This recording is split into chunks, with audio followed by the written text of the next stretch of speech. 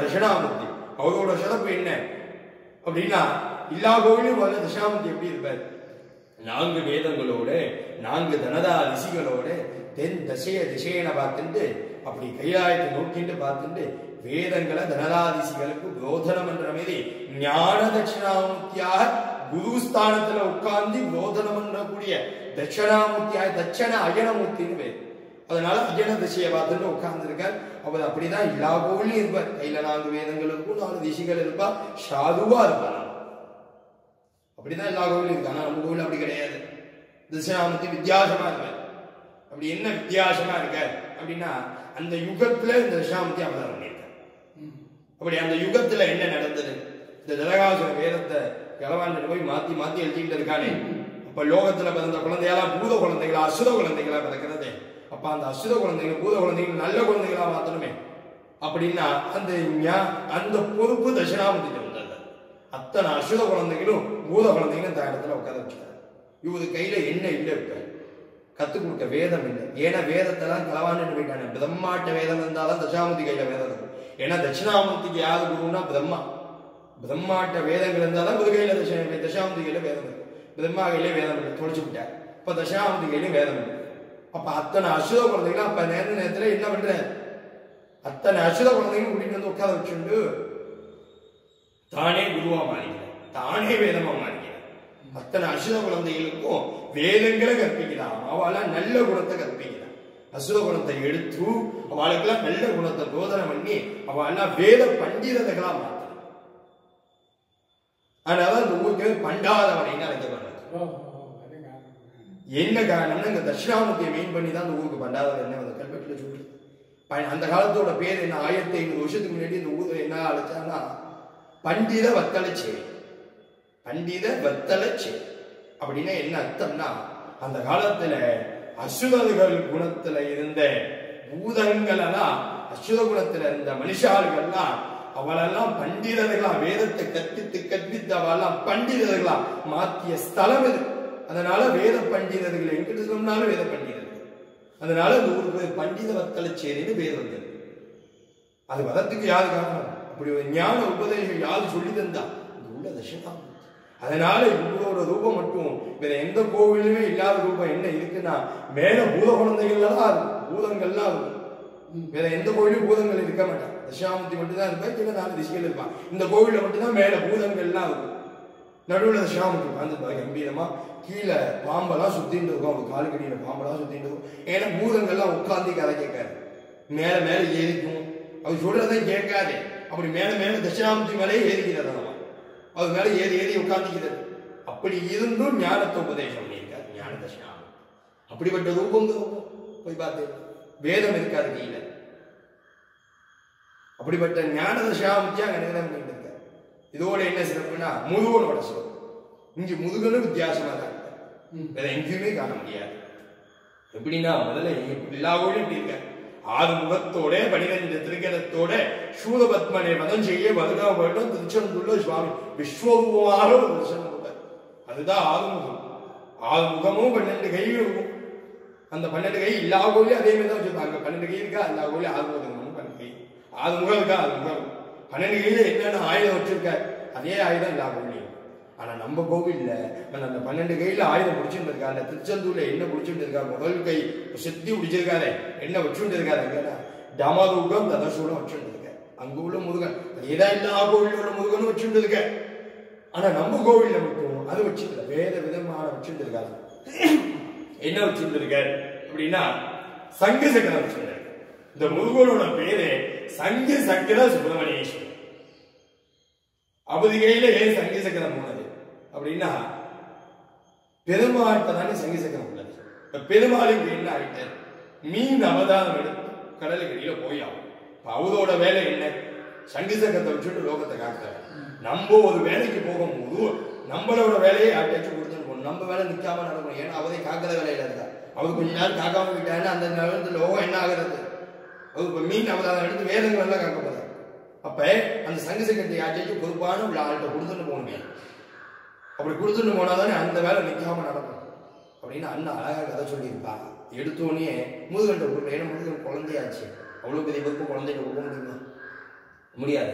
இப்போ யார்கிட்ட கொடுக்கலாம்? பெரியவாழ்லாம் யோசிச்சு பார்ப்போம், அவன்கிட்டலாம் கொடுக்கலாமான்னு. அப்போ பிரம்மாட்ட கொடுக்கலாமான்னு யோசனை. இந்த சங்கு சக்கரத்தை அப்படி பிரம்மாட்ட கொடுக்கலாமான்னு யோசனை வரும்போது பிரம்மா அப்படி யோசிச்சு பார்க்கறதா, பிரம்மாவே நாங்கள் வேதத்தை யோசிச்சுட்டு தான் நம்மள்கிட்ட வந்திருக்கேன், அவரோட பொருளையா அவர் பத்திரமா வச்சுக்கிறது இல்லை.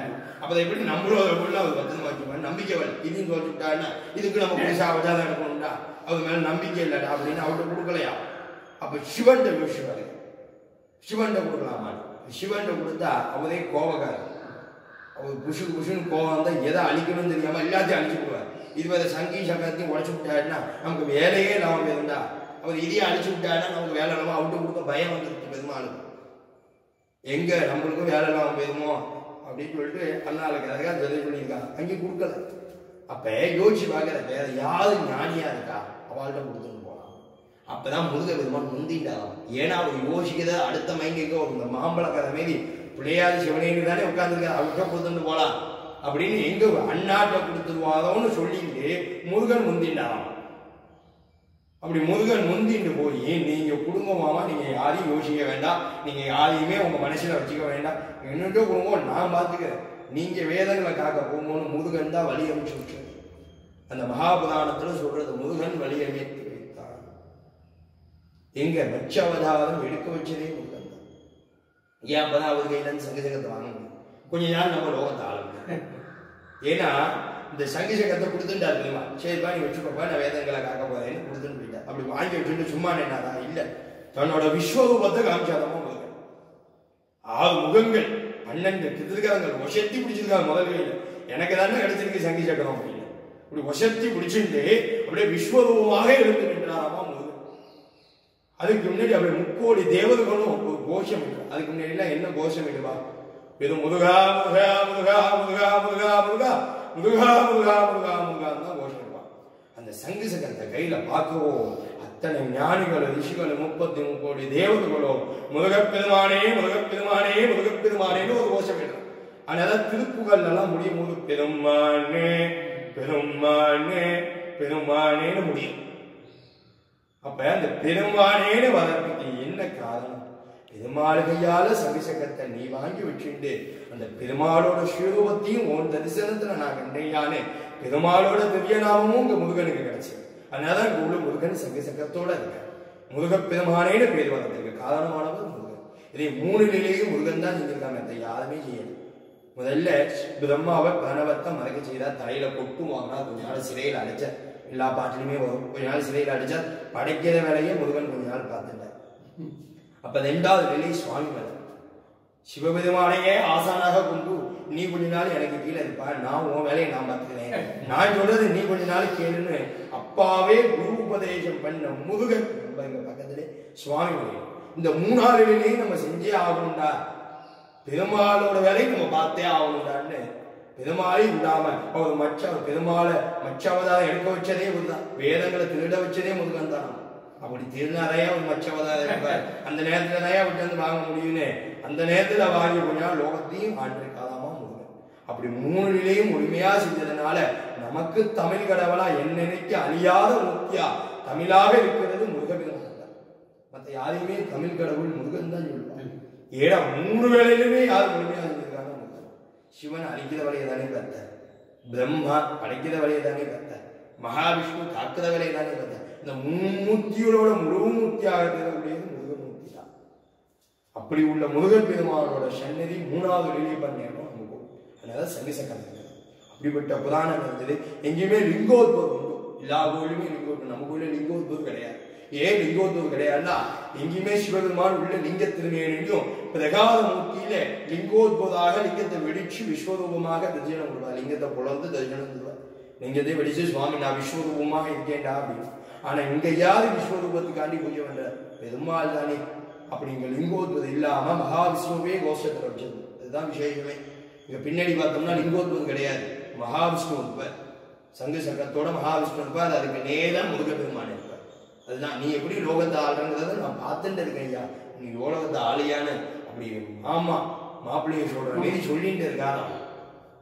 அப்படிப்பட்ட ஒரு லீலை இங்க கோவில் இருக்குது. அடுத்த விதம் எங்கன்னா எங்கேயுமே காண முடியாத காலபைரவ யோகம் எந்த கோவில். அடுத்த புராணம் என்னன்னா எல்லா கோவிலையும் என்ன மூர்த்தி இருப்பார்? காவலுக்கு காலபைரவர். அப்ப ஏன் காலபைரவர்